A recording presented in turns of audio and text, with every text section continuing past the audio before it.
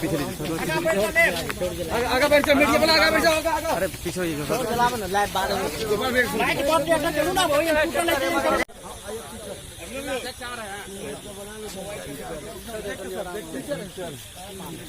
बालू है बालू है बालू बालू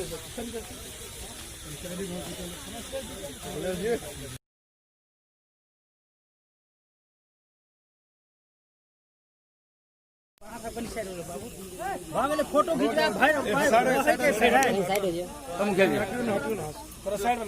साइड हटू ना।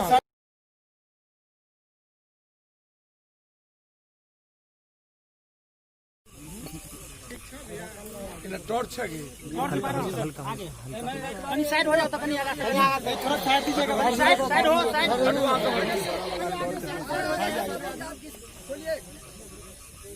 हटू ना कहीं हो साइड हो आए वो आउटसाइड रफी के मोबाइल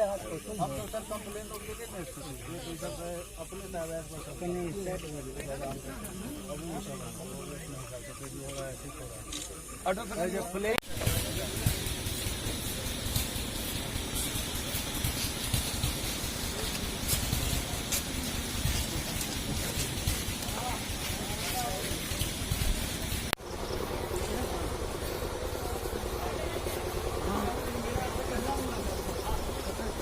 अब वहाँ सब कोई आवाज नहीं। आप लोग कुछ नहीं बोलिएगा, ठीक है? सबको बोलने दीजिए। हिलावे तुरा था।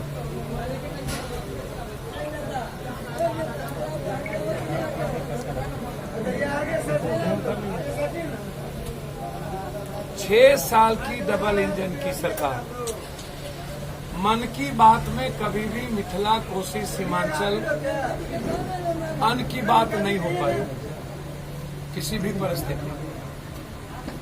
15 साल की सरकार और 15 साल पूर्व की सरकार और उसके पहले की सरकार 30 साल 40 सालों से लगभग बेतिया, मोतिहारी, सीतामढ़ी, मुजफ्फरपुर, दरभंगा, मधुबनी, सुपौल, अररिया, किशनगंज, कटिहार, पूर्णिया, खगड़िया और भागलपुर, मुंगेर। यदि हम बात करें कमला की, बात करें गंडक की, बात करें महानंदा की, बात करें कोसी की, बात करें भूती बलान की, बात करें बलान की, कन्हर की, केहर की, यह नदियां वरदान हुआ करती थी। कभी मैंने कई बार ये सवाल उठाया है कि कोई भी सरकार ने सिंचाई विभाग को और कोसी सीमांचल इस इलाके को लूट का विभाग समझ लिया, घर भरने का विभाग समझ लिया। कभी भी फ्लड फाइटिंग के नाम पर अरबों रुपया लूटे गए, फ्लड फाइटिंग के नाम पर स्पर पर करोड़ों रुपया लूटे गए। बड़े से बड़ा टेंडर 300, 200, 400 करोड़ का, 100 करोड़ का नीचे नहीं है। और यदि आप क्वालिटी की नदियों के ऊंचे होने का कारण यह रहा कि हमने कभी सिलिटेशन नहीं किया, हमने बांध का मजबूती से जो हमारा लागत था, जो प्लेट का काम था, जो गिट्टी का काम था, मजबूत बोरे को देकर को जो भरने का काम था, हमने कभी नहीं किया।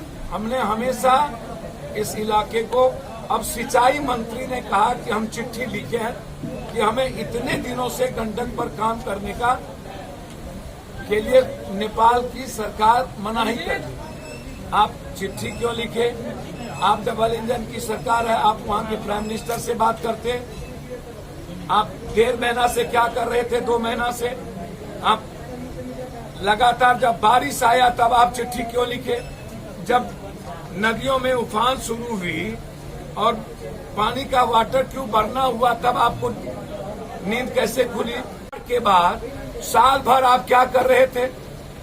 साल भरों से अभी जिस बांध पर हम लोग गए, अगले बार 3 जगह कटाव, 4 जगह, बड़े से बड़े, लगभग घर खत्म हो गए, सब कुछ खत्म हो गई। नहर को भी भर दिया गया इस बार, 300-400 करोड़ का काम हुआ, आप प्लेट नहीं दिए, लोगों के पूछने पर आपने बालू से बांध भर दी। और जब पानी के आने की संभावना हुई, सुशासन बाबू, पहली बात आपको आश्चर्य होगा, किसी भी परिस्थिति में आप याद करिए, इस सुशासन बाबू का 15 सालों में इन्होंने हवाई सर्वेक्षण बाढ़ के समय किया होगा, अरवा चावल पिल्लू भात हमको खिला दिया होगा, खैरात में 2 किलो चावल और आटा मिल गई होगी, लेकिन इन्होंने बाढ़ से मुक्ति पर कोई काम नहीं किया। एक बार प्राइम मिनिस्टर आए, सीमांचल में बाढ़ आई थी, 5,000 करोड़ रुपए का घोषणा किया। अरबों खरबों रुपया की क्षति होती है साल में। हमेशा नीतीश कुमार जी और इस धृतराष्ट्र की सरकार का बयान आता है कि इस बार बांध नहीं टूटेगी। हर साल मिनिमम कम से कम 30 से 50 जगह, 40 जगह, 20 जगह बांधे टूटती है। अगले बार सीतामढ़ी से लेके इस इलाके में और झंझारपुर में कमला का बांध, जयनगर, इस इलाके को तबाह कर दिया। आए आपके आने से क्या बालू और बांध और नेपाल डर गया? आप प्राइम मिनिस्टर से बात किए कि आप नेपाल के प्राइम मिनिस्टर से बात करिए। आप भारत के राजदूत से बात किए कि आप दबाव बनाइए। बेटी और रोटी के संबंध में 7 साल के बाद हमारी बच्ची को नागरिकता मिलेगी। नरेंद्र मोदी जी और नीतीश कुमार ने एक बार बात किया कि ऐसा कानून क्यों? आप यहां क्यों आए? 4 महीने के बाद आपको चुनाव महीना में, जब 2 महीने के बाद आचार संहिता लगेगा, तो आपको ये नींद क्यों खुली? आप मूर्ख ही समझते हैं मिथिला कोसी सीमांचल के हर व्यक्ति को। हमेशा आयवास, हमेशा मैनिपुलेशन। सुशासन बाबू, आपको ये बताना चाहिए कि कोसी सीमांचल में, मिथिला में, मोतिहारी में, मुजफ्फरपुर में बाढ़ नहीं आएगा जब आप पटना को नहीं संभाल सके। अगले साल पटना डूब गई और इस बार 2 घंटे के पानी में पटना डूब गई। और 4 महीने के बाद आप संप हाउस चले गए देखने। तो क्या संप हाउस का लोहा डर गया? ये सवाल पूरा पटना आपसे पूछी। आप पदाधिकारी को डराते, आपके पदाधिकारी ने लूटा, आपके पदाधिकारी ने 16 संप टेंडर किया अलग अलग, 16, 47 लाख, 47 लाख, 47 लाख। अभी तक का है जब करोड़ों करोड़ रुपया लूट लिए और बालू की भरपाई करके बांध को फिनिश कर दिया। क्या सुशासन ये आज सीधा जवाब चाहता है? आप या तो बोली यात्रा घोटाला, सारे घोटालों से ज्यादा सिंचाई घोटाला, और हम हाई कोर्ट जा रहे हैं कि आप इसकी जांच या तो न्यायाधीश से कराएं, सीएजी से रिपोर्ट मंगाएं कि कितना अरब खरब रुपया खर्च हुए 15 सालों में, और 30 सालों का भी हिसाब आप लीजिए, और जो खर्च हुए वो पैसा कहां गया? आप बैल बार मुझे, यदि हम मरते ही रहेंगे जिंदगी भर, हमारे बच्चे के पास जीने के लिए कोई अनाज नहीं बचेगा, गन्ना बर्बाद हो गया, अगले साल किसी तरह लड़के भेजे, फसल बाढ़ के चलते हम डर से नहीं लगाते हैं, हम जीने के लायक नहीं बचे 30 सालों के अंदर, मरता क्या नहीं करता। यदि आप हमको लूट के मारिएगा, हम आपसे लड़ेंगे। देश को संबोधन किया, प्रधानमंत्री जी बहरूपिया मत बनिए। 4 महीने के अंदर प्रधानमंत्री जी आपने पूरे देश को समाप्त कर दिया। आपकी स्थिति वो हुई, आप इकोनॉमी में जीडीपी माइनस पे चला गया, 18 करोड़ यूथ बेरोजगार हो गए, 7 करोड़ 82 लाख मजदूरों को जीने के लायक नहीं रहने दिए, करोड़ों लोगों को आपने सड़कों पर 1400-1800 किलोमीटर चला दिया, बिजली पानी काट दी। भाड़ा के चलते आपने लोगों को रूस से, सूरत से, अहमदाबाद से, करनाल से, पानीपत से, पंजाब से, गुड़गांव से आपने भगा दी। अब हमको मरने के लिए हो गया तो आज उसको याद आया 9 महीना। प्रधानमंत्री जी, मैं आजीवन मैं घोषणा करता हूं, गरीबी रेखा 2 बीघा के नीचे जिस परिवार को होगा, आजीवन आप कहते हो नवंबर छठ याद आ जाता है, छठी का दूध पिला देगा ये बिहार आपको। छठ नहीं है ये,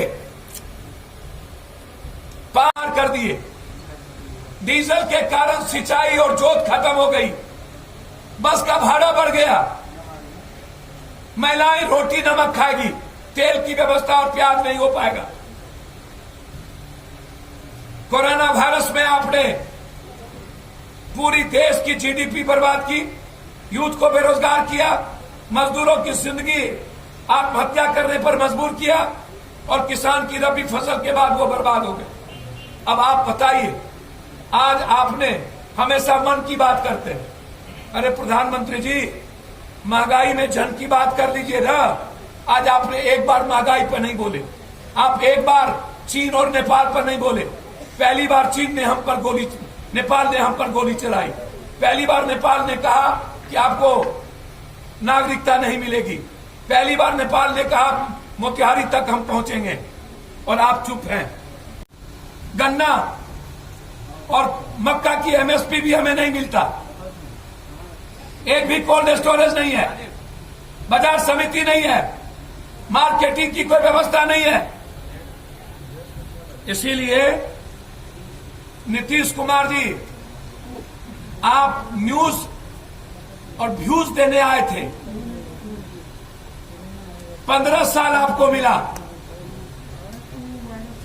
आपको शर्म नहीं होता?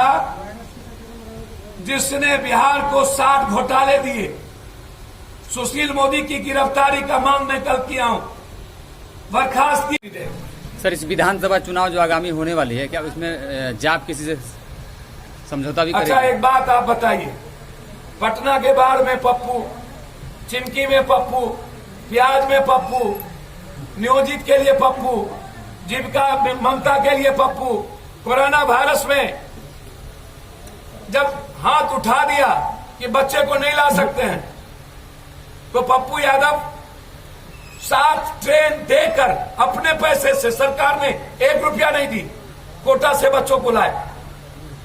700 बस भेजे पूरे बिहार में, 10 लाख लोगों को 1 महीने का किट और 22,000 अकाउंट में पैसा, 3 लाख लोगों को बाय हैंड पैसा। सरकार 1,000 रुपया 14 अप्रैल को घोषणा करती है और मात्र 3 लाख रुपये को देती, 3 लाख लोगों को देती है, मतलब 2 रुपया 80 पैसा हिस्सा पड़ता। तो चुनाव अभी क्यों, जब पूरा का पूरा देश संक्रमण में है, पॉजिटिव केस बढ़ रहा है? मैं जानना चाहता हूं, चुनाव अभी क्यों? बिहार में जांच क्यों नहीं करते नीतीश कुमार?